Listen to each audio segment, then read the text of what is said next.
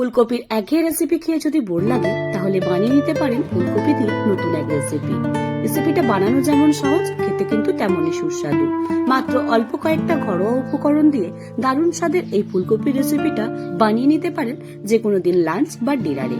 যারা ফুলকপি একদম পছন্দই করেন না তারাও কিন্তু এই রেসিপিটা বানালে আঙুল চেটে খাবেন। আমি গীতশ্রী, আপনারা দেখছেন গীতশ্রী হেসেল। গীতশ্রী হেসেলে নতুন হয়ে এখনো যদি সাবস্ক্রাইব করে না থাকেন তাহলে সাবস্ক্রাইব করে চ্যানেলটির পাশে থাকবেন। কোন রকম স্কিপ না করে ভিডিওটা শেষ অবধি দেখার অনুরোধ রইল। ফুলকপির এই রেসিপিটা বানানোর জন্য প্রথমে আমি ফুলের অংশটা কেটে নিয়েছি। এবার সেটাকে একটু চাকা চাকা করে পিস করে নেব।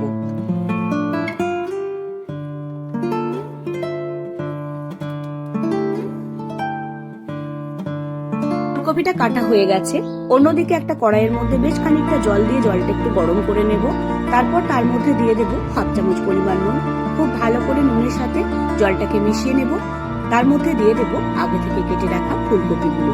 ফুলকপিগুলো এইভাবে একটু গরম জলে দিয়ে দিলে হালকা যেমন একটু সিদ্ধ হয়ে যায়, তার সাথে সাথে যদি কোনো রকম পোকামাকড় থাকে সেটাও কিন্তু খুব সহজেই নষ্ট হয়ে যায় বা বেরিয়ে যায়।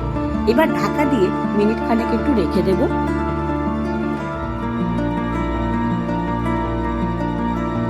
2 মিনিট পর ঢাকা খুলে ফুলকপিগুলোকে একে একে তুলে নেব।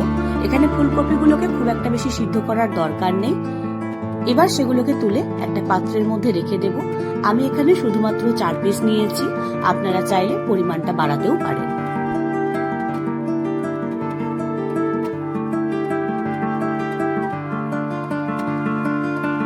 ফুলকপিগুলো ঠান্ডা হতে থাক। অন্যদিকে এই ফাঁকে আমি একটা বাটির মধ্যে 4টে ডিম ফাটিয়ে নেব।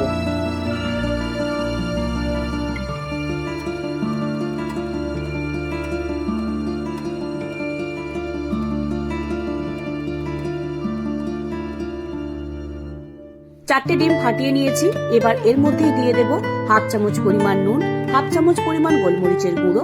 এবার খুব ভালো করে আমি ডিমটাকে নুন আর গোলমরিচের সাথে এইভাবে একটু ফেটিয়ে নেব।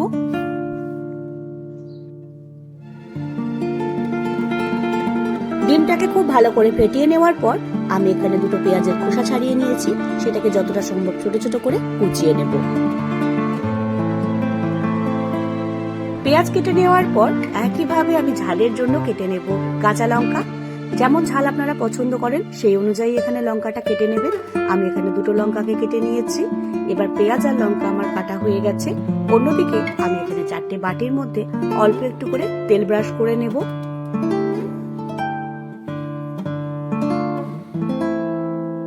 চারটে বাটিতেই খুব ভালো করে সমস্ত তেলটা ব্রাশ করে নেব। তারপর দিয়ে দেব আগে থেকে সিদ্ধ করে রাখা ফুলকপিগুলো।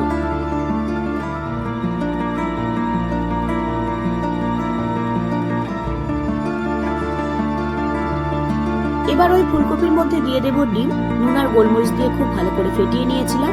প্রত্যেকটা বাটিতেই ফুলকপির মধ্যে আমি কিন্তু ডিমটা দিয়ে দেব। এক একটা ফুলকপিতে প্রায় একটা করে ডিম আমি দিয়েছি। তারপর দিয়ে দেব আগে থেকে কুচিয়ে রাখা লঙ্কা আর পেঁয়াজটা।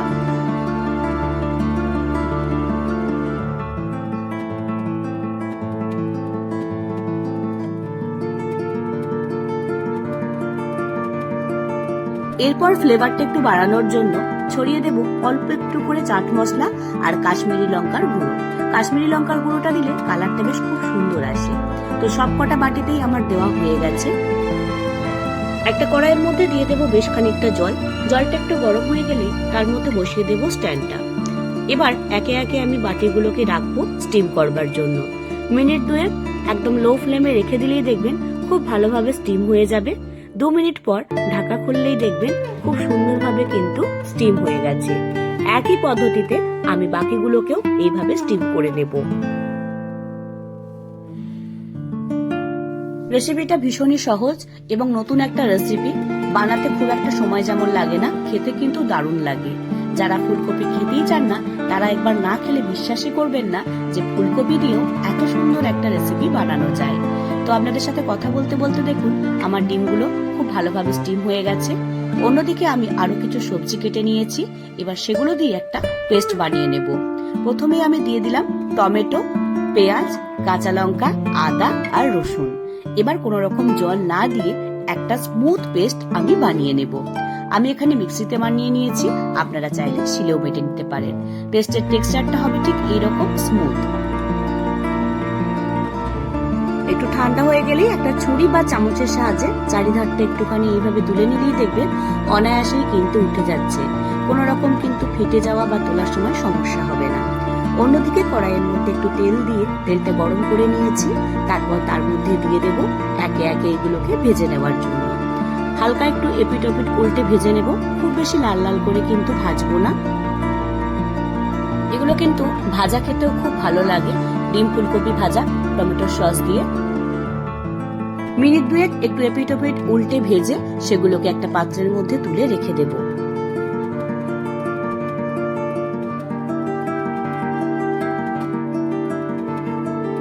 একইভাবে বাকি দুটোকেও কিন্তু এপিট ওপিট উল্টে মিনিট দুয়েক একটু ভেজে তুলে নেব। তারপর ওই তেলের মধ্যেই ফোড়ন হিসেবে দিয়ে দেব 1 চামচ পরিমাণ সাজিরে, সামান্য একটু নেড়ে নেব। যখনই ফোড়ন থেকে খুব সুন্দর একটা গন্ধ বেরিয়ে আসবে, তার মধ্যে দিয়ে দেব আগে থেকে বানিয়ে রাখা পেস্টটা, আদা, পেঁয়াজ, টমেটো, কাঁচা লঙ্কা, রসুনের। খুব ভালো করে সমস্ত মশলার সাথে পেস্টটাকে একটু মিশিয়ে নেব। তারপর দিয়ে দেব 1/2 চামচ পরিমাণ নুন। নুন দেওয়ার পরেও মশলাটাকে খুব ভালো করে একটু কষে নেব। কালারের জন্য দিয়ে দেব 1/2 চামচ পরিমাণ হলুদ। হলুদ দেওয়ার সঙ্গে সঙ্গে খুব ভালো করে মশলার সাথে একটু মিশিয়ে নেব। কালারফুল করার জন্য দিয়ে দেব 1 চামচ পরিমাণ কাশ্মীরি লঙ্কার গুঁড়ো। খুব ভালো করে লঙ্কা গুঁড়োর সাথে বাকি মশলাটাকে একটু মিশিয়ে নেব। মশলাটাকে খুব ভালো করে একটু কষে নেওয়ার পর তার মধ্যে অ্যাড করব বাকি কিছু মশলা। প্রথমেই দিয়ে দেব 1 চামচ পরিমাণ ধনে গুঁড়ো, তারপর দিয়ে দেব 1 চামচ পরিমাণ জিরে গুঁড়ো। খুব ভালো করে ধনে গুঁড়ো জিরে গুঁড়োটাকেও বাকি মশলার সাথে মিশিয়ে নেব। মশলাটা একটু সময় নিয়ে মিশিয়ে নিতে হবে, কারণ মশলা যত বেশি কষবেন রান্নার টেস্ট কিন্তু ততটাই সুন্দর হবে। তাই খুব ভালো করে কোনো রকম জল ছাড়াই মশলাটাকে আরো মিনিট খানেক একটু কষে নেব।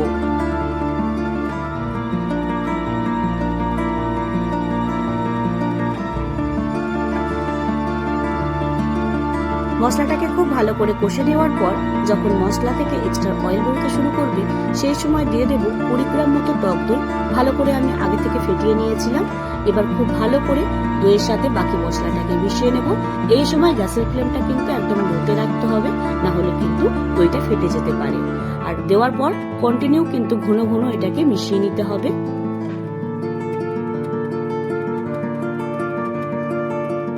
সব মশলাগুলোকে খুব ভালো করে মিশিয়ে নেওয়ার পর গ্রেভির জন্য দিয়ে দেব 1 কাপ পরিমাণ গরম জল। জল দেওয়ার পর খুব ভালো করে মশলার সাথে গ্রেভিটাকে মিশিয়ে নেব। গরম জল দিলে কিন্তু রান্নার টেস্টটা অনেকটা বেড়ে যায়, তাই চেষ্টা করবে গরম জল ব্যবহার করার। দিয়ে দেব অল্প একটু চিনি। খুব ভালো করে চিনিটাকে একটু মিশিয়ে নেব। অন্যদিকে মশলাটা একটু ফুটতে থাক। এই ফাঁকে আমি একটু অল্প ধনেপাতা নিয়েছি, পরিষ্কার জল দিয়ে ধুয়ে, তারপর যতটা সম্ভব ছোট ছোট করে কেটে নেব। ধনেপাতা কাটা হয়ে গেছে, অন্যদিকে মশলাটাও খুব সুন্দরভাবে ফুটে উঠেছে। এবার আমি এর মধ্যে দিয়ে দেব 1 চামচ পরিমাণ হোমমেড গরম মশলা। তার সাথে সাথে দিয়ে দেব আগে থেকে কেটে রাখা ধনেপাতা কুচি। এবার খুব ভালো করে সমস্ত মশলাটাকে একটু মিশিয়ে নেব।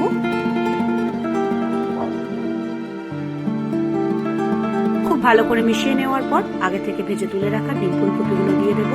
তারপর এপিট ওপিট উল্টে খুব ভালো করে গ্রেভির সাথে মিশিয়ে নিতে হবে, যাতে গ্রেভিটা খুব ভালোভাবে ঢুকে যায় আর টেস্টটা অনেকটা বাড়িয়ে তোলে।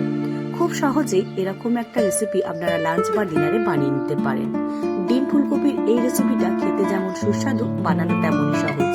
আমার এই ভিডিওটা যদি আপনাদের আজকে খুবই ভালো লেগে থাকে, তাহলে দেরি না করে অবশ্যই একবার বানিয়ে নেবেন।